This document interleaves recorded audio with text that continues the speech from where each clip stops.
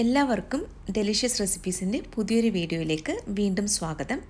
ഇന്ന് മലബാർ സ്പെഷ്യൽ തരിക്കഞ്ഞിയുടെ റെസിപ്പിയുമായിട്ടാണ് ഞാൻ വന്നിരിക്കുന്നത്. ഇത് വളരെ പെട്ടെന്ന് തയ്യാറാക്കിയെടുക്കാൻ പറ്റുന്ന നല്ലൊരു ഇഫ്താർ ഡ്രിങ്കാണ്. അപ്പോൾ ഞാനിവിടെ ഒരു പാത്രത്തിലേക്ക് 1 കപ്പ് വെള്ളമാണ് ഒഴിച്ചത്. ഇതിലേക്ക് 2 കപ്പ് പാലും കൂടി ചേർക്കുന്നുണ്ട്. 1 കപ്പെന്ന് പറയുന്നത് 250 ml. ഇനി ഇത് നമുക്കൊന്ന് ചൂടാക്കിയെടുക്കണം. അപ്പോൾ ഇതുപോലെ ഇളക്കി കൊടുക്കാനായിട്ട് മറക്കരുത്. ഇടയ്ക്കിടയ്ക്ക് ഇതുപോലെ ഒന്ന് ഇളക്കി കൊടുക്കുക. പാല് നന്നായിട്ട് ചൂടായി വന്ന് കഴിയുമ്പോഴാണ് ഇതിലേക്ക് റവ ചേർക്കുന്നത്. ഇപ്പോൾ പാല് നല്ലതുപോലെ ഒന്ന് ചൂടായി വന്നിട്ടുണ്ട്. ഇനി നമുക്കിതിലേക്ക് 3 ടേബിൾ സ്പൂൺ റവ ചേർക്കാം. വറുത്ത റവയോ വറുക്കാത്ത റവയോ ഏത് വേണമെങ്കിലും ഉപയോഗിക്കാം. ഇനി ഇത് നമുക്ക് നന്നായിട്ടൊന്ന് ഇളക്കി കൊടുക്കണം. ഇനി റവ ഒന്ന് കുക്കായി കഴിയുമ്പോഴാണ് ഇതിലേക്ക് പഞ്ചസാര ചേർത്ത് കൊടുക്കുന്നത്. അപ്പോൾ ഈ 1 കപ്പ് വെള്ളവും 2 കപ്പ് പാലും എടുക്കുമ്പോൾ 3 ടേബിൾ സ്പൂൺ റവ എടുത്താൽ മതിയാകും. ഇപ്പോൾ റവയൊക്കെ പാകത്തിന് നന്നായിട്ട് വെന്ത് വന്നിട്ടുണ്ട്. ഇത് പെട്ടെന്ന് തന്നെ വെന്ത് കിട്ടും. അപ്പോൾ റവ ഒന്ന് ചെറുതായിട്ടൊന്ന് തിക്കായി വരുന്നുണ്ട്. ഈ സമയത്ത് നമുക്കിതിലേക്ക് പഞ്ചസാര ചേർത്ത് കൊടുക്കാം. 4 ടേബിൾ സ്പൂൺ പഞ്ചസാരയാണ് ഞാനിതിലേക്ക് ചേർക്കുന്നത്. ഇത് പാകത്തിനുള്ള മധുരമാണ്.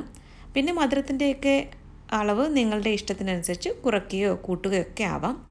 പഞ്ചസാര ചേർത്തിട്ട് നന്നായിട്ട് ഒന്ന് ഇളക്കി കൊടുത്ത ശേഷം ഇതിലേക്ക് കുറച്ച് ഏലക്ക പൊടി കൂടി ചേർക്കുന്നുണ്ട്. അപ്പോൾ ഞാൻ കുറച്ച് ഏലക്ക കുറച്ച് പഞ്ചസാരയും കൂടെ ചേർത്തിട്ട് മിക്സിയുടെ ചെറിയ ജാറിലിട്ടൊന്ന് പൊടിച്ചെടുത്തതാണ്. ഇത് 1/4 ടീസ്പൂണാണ് ചേർത്തിട്ടുള്ളത്. നന്നായിട്ട് ഇതൊന്ന് ഇളക്കി കൊടുക്കാം. ഇപ്പോൾ നമ്മുടെ തരിക്കഞ്ഞി ഇവിടെ റെഡി ആയിട്ടുണ്ട്. ഇത് തരിക്കഞ്ഞി എന്നും തരി കാച്ചിയതെന്നും ഒക്കെ പറയാറുണ്ട്. അപ്പോൾ തരിക്കഞ്ഞി റെഡി ആയിട്ടുണ്ട്. നമുക്കിത് ഫ്ലെയിം ഓഫ് ചെയ്തിട്ട് ചൂടുള്ള അടുപ്പിൽ നിന്നും മാറ്റി വയ്ക്കാം. 1 നുള്ളു ഉപ്പ് ചേർത്തിട്ട് നന്നായിട്ടൊന്ന് ഇളക്കി കൊടുക്കുന്നുണ്ട്. ഇനി ഇതിലേക്ക് നമുക്ക് ചെറിയ ഉള്ളിയൊക്കെ ഒന്ന് നെയ്യിൽ മൂപ്പിച്ച് ചേർക്കാനുണ്ട്. അപ്പോൾ അതിന് വേണ്ടിയിട്ട് ഞാനിവിടെ ഒരു പാനിലേക്ക് കുറച്ച് നെയ്യാണ് ചേർത്തിട്ടുള്ളത്. ഇനി ഇതിലേക്ക് നമുക്ക് ഒരു 3 ചെറിയ ഉള്ളി ചേർത്തിട്ട് ഒന്ന് നല്ലതുപോലെ ഒന്ന് മൂപ്പിച്ചെടുക്കണം. ഈ ചെറിയ ഉള്ളിയൊക്കെ ഒന്ന് മൂത്ത് വരുമ്പോൾ നമുക്കിതിലേക്ക് കുറച്ച് കാഷ്യൂ നട്ട്സും റൈസിൻസും ഒക്കെ ഒന്ന് വറുത്ത് ചേർക്കാനുണ്ട്.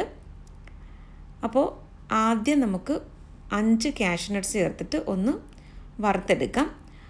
ഇതിൻ്റെ കളറൊക്കെ ഒന്ന് മാറി വരുമ്പോൾ നമുക്ക് ബാക്കിയുള്ള ഉണക്കമുന്തിരിയും കൂടെ ചേർത്തിട്ട് നല്ലതുപോലെ ഒന്ന് മൂപ്പിച്ചെടുക്കണം. നെയ്യിൽ ഇതുപോലെ ഈ ചെറിയ ഉള്ളിയും കാഷ്യൂ നട്ട്സും റൈസിൻസും ഒക്കെ ഇങ്ങനെ മൂപ്പിച്ചെടുത്തിട്ട് തരിക്കഞ്ഞി ചേർക്കുമ്പോൾ നല്ലൊരു പ്രത്യേക രുചിയാണിതിന്. നമ്മുടെ തരിക്കഞ്ഞി ഇവിടെ റെഡി ആയിട്ടുണ്ട്. അപ്പോൾ ഇന്നത്തെ ഈ റെസിപ്പി പലർക്കും അറിയുന്നതായിരിക്കും. എന്നാലും ഇതുവരെയും തയ്യാറാക്കി നോക്കിയിട്ടില്ലാത്തവർ തീർച്ചയായും നിങ്ങൾ ഒരു തവണയെങ്കിലും ഒന്ന് തയ്യാറാക്കി നോക്കണം. എന്നിട്ട് നിങ്ങളുടെ ഫീഡ്ബാക്കും കൂടി തരാൻ മറക്കരുത്. അപ്പോൾ ഇന്നത്തെ ഈ റെസിപ്പി എല്ലാവർക്കും ഇഷ്ടമായി കാണുമെന്ന് കരുതുന്നു.